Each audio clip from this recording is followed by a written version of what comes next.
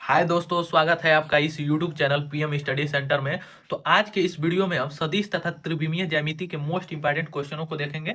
तो चलिए आज के इस वीडियो को शुरू करते हैं। तो हमारा पहला प्रश्न रहा कि सिद्ध कीजिए कि तीन सदिश इतना इतना तथा इतना एक समकोण त्रिभुज की भुजाएं निर्धारित करते हैं। हमें सिद्ध करना है कि जो ये हमारे सदिश दिए गए हैं, तीन सदिश इतना इतना तथा इतना, वह एक समकोण त्रिभुज की भुजाएं हैं।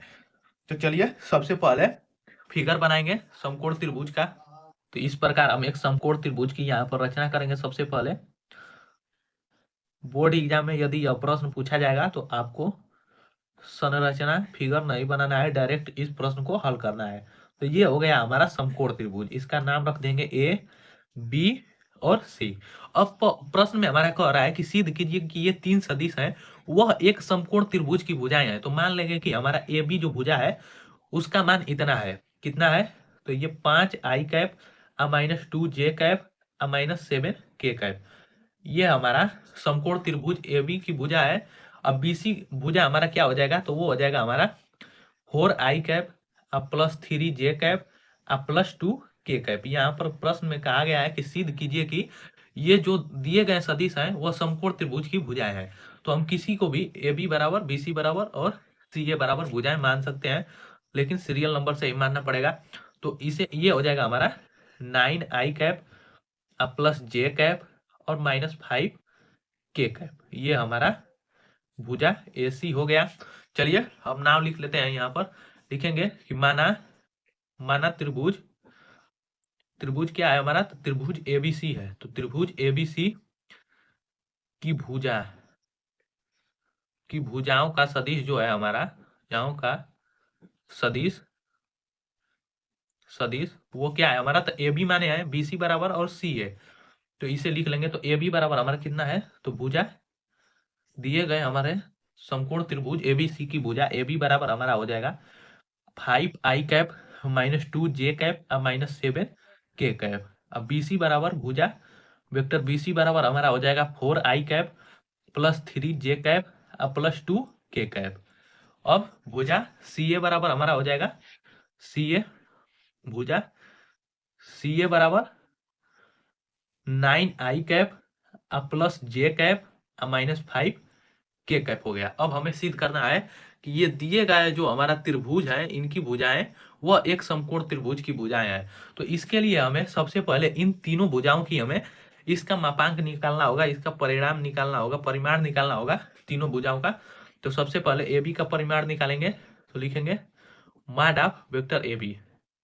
इसका परिमाण कैसे निकलेगा? तो इसका परिमाण निकालने के लिए दिए गए भुजा ए बी भुजा दिया गया है तो इसके सदिशों का गुणांक लेंगे। जैसे आई कैप का गुणांक अंडर रूट में हमारा हो जाएगा आई कैप के गुणांक का स्क्वायर तो 5 का स्क्वायर अब प्लस जे कैप के गुणांक का स्क्वायर तो -2 का स्क्वायर अब +7, तो यहाँ पर -7 के कैप का गुणांक का स्क्वायर हो जाएगा। इसको हल करेंगे तो हमारा आएगा अंडर रूट में 78।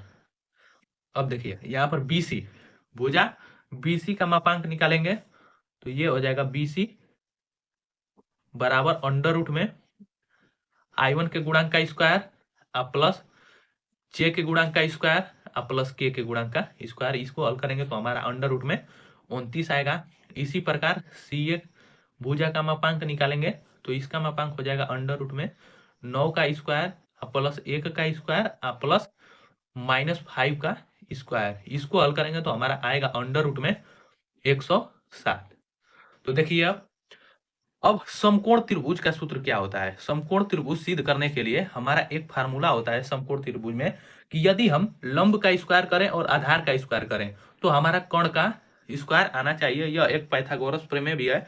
तो इसी से सिद्ध करते हैं कि जो दिया गया समकोण त्रिभुज की भुजाएं हैं वह एक समकोण त्रिभुज की भुजाएं हैं। तो यहाँ पर हमारा कर्ण क्या है? तो फिगर में कर्ण हमारा सी ए है। तो सी ए का स्क्वायर या सी ए मॉड ऑफ सी ए का स्क्वायर अब बराबर हमारा हो जाएगा मॉड ऑफ ए बी का स्क्वायर अब प्लस बी सी का स्क्वायर। इसी को हल कर देंगे। यदि कर्ण बराबर इतना आ जाएगा सी ए के मापांक का स्क्वायर बराबर ए बी के मापांक का स्क्वायर प्लस बी सी का मापांक का स्क्वायर यदि आ जाएगा तो ये हमारा एक समकोण त्रिभुज की ये तीनों भुजाएं होंगी।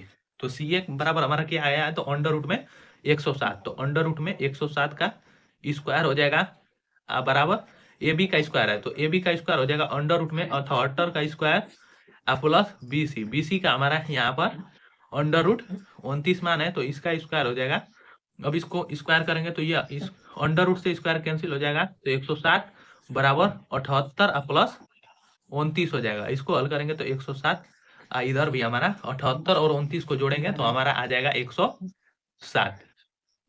तो अतः जो हमारा माड ऑफ सी ए का माड ऑफ वेक्टर सी ए, इसका जो परिमाण का स्क्वायर आया है वो इतना के बराबर आया है। तो लिख सकते हैं कि LHS बराबर हमारा RHS हो गया।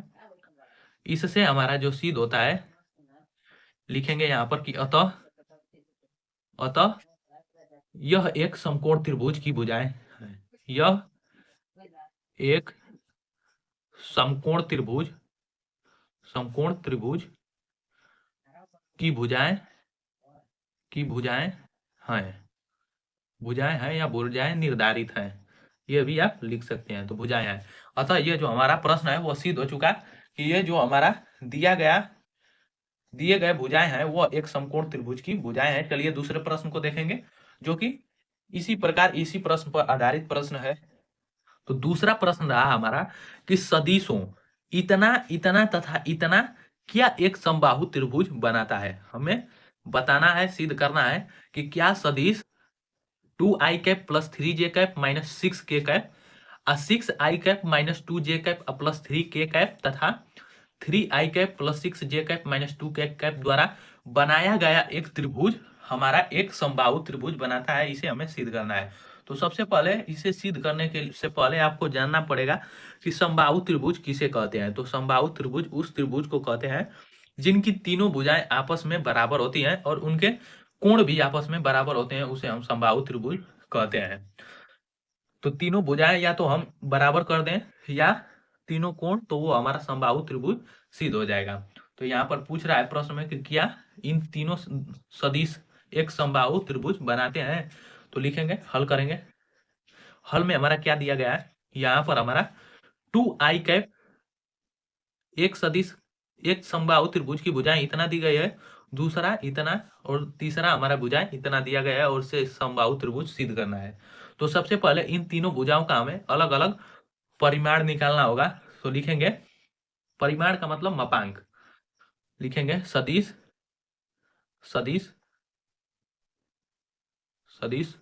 2i cap plus 3j cap minus 6k cap, इसका परिमाण या मापांक।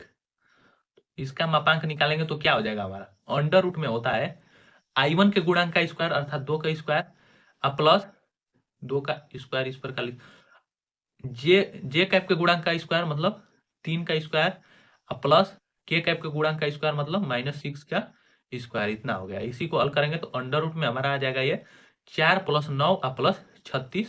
इसको हल करेंगे तो हमारा अंडर रूट में कितना आ जाएगा, 49 आ जाएगा, जिसका हमारा मान आ गया 7 इकाई लिख सकते हैं या मात्रक लिख सकते हैं। 7 आ गया, 7 इकाई। अब देखिए इसी प्रकार हम भुजा इतना का मापांक निकालेंगे सदिश। अब लिखेंगे सदिश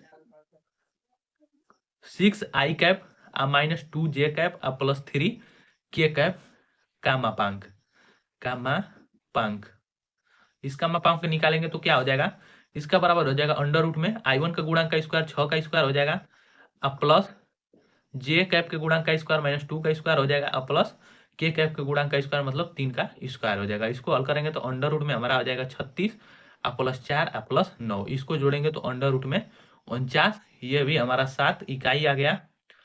अब इसी प्रकार सदिश इतना का मापांक निकालेंगे तो यहाँ पर लिखेंगे सदिश कितना है, तो 3i cap plus 6j cap minus 2k cap का मापांक इसका मापांक निकालेंगे तो क्या हो जाएगा, तो हो जाएगा अंडर रूट में 3 का स्क्वायर प्लस 6 का स्क्वायर प्लस माइनस 2 का स्क्वायर। इसको हल करेंगे तो अंडर रूट में 9 प्लस 36 प्लस 4 जो कि हमारा अंडर रूट में 49, इसे भी लिख सकते हैं। इसका वर्गमूल निकल जाएगा तो हो जाएगा 7 इकाई। तो देखिए हम दिए गए समबाहु त्रिभुज के तीनों भुजाओं का परिमाण अर्थात मापांक निकाले हैं। तो 7 इकाई तीनों भुजाओं का मापांक आया है। अतः जो हमारे तीनों भुजाएं हैं वह आपस में बराबर है। अतः यह एक हमारा समबाहु त्रिभुज है। लिख सकते हैं यहाँ पर कि तीनों सदिश, अतः तीनों सदिशों का मापांक का मान कितना है? तीनों बराबर है। तीनों सदिशों का मापांक का जो मान है वह आपस में क्या है? बराबर है। अतः जो है ये हमारा सदिश, ये हमारा त्रिभुज है, वो हमारा एक समबाहु त्रिभुज है। समबाहु त्रिभुज है। यही हमारा प्रूव्ड हो जाएगा कि ये हो जाएगा हमारा तीनों भुजाएं आपस में बराबर हैं। अतः यह एक जो सदिश है वो त्रिभुज है, वो हमारा एक समबाहु त्रिभुज है। तो आज के वीडियो में बस इतना ही। मिलते हैं नेक्स्ट वीडियो में। और यदि यह वीडियो पसंद आया हो तो इसे ज्यादा से ज्यादा लाइक, शेयर और चैनल को सब्सक्राइब करना ना भूलें। और वीडियो को पूरे लास्ट तक देखने के लिए बहुत बहुत धन्यवाद।